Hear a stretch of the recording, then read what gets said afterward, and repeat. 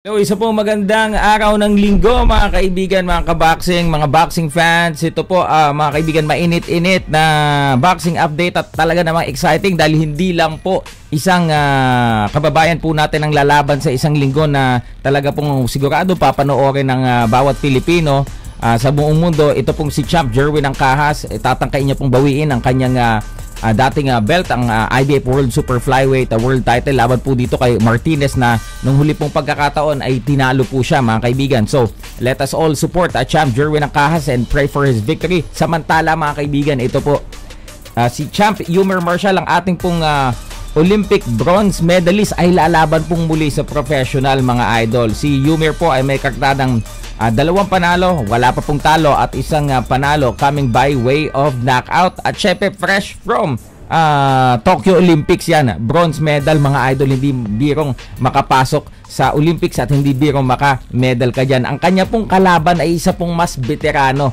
sa kanya, no? Ang pangalan po niya ay si Steven Pichardo.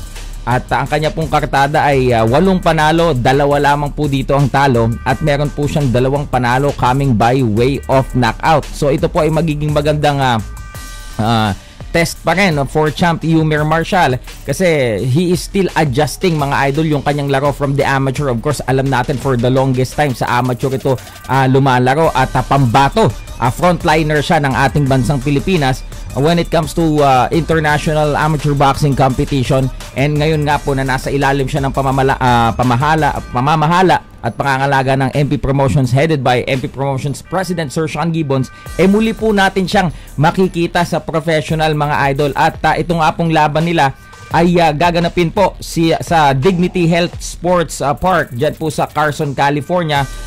Very familiar mga idol, marami na din tayong mga laban na dyan po ginaganap at marami pong Pilipino ang tumutungo po riyan at nagpapaabot ng suporta sa ating pong mga kababayan. Of course, aside from Champ Yumir Marshall, syempre suportahan natin din mga idol si Champ Jerwin the Pretty Boy Angkahas because he will be trying to regain that title back to our country again.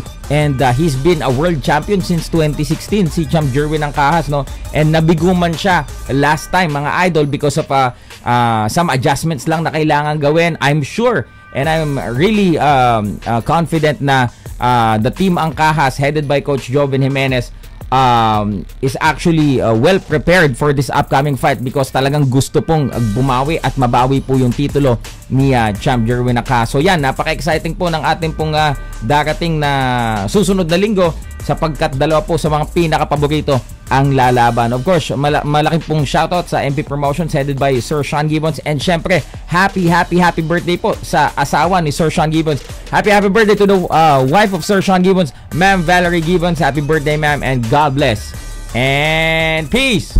Woo!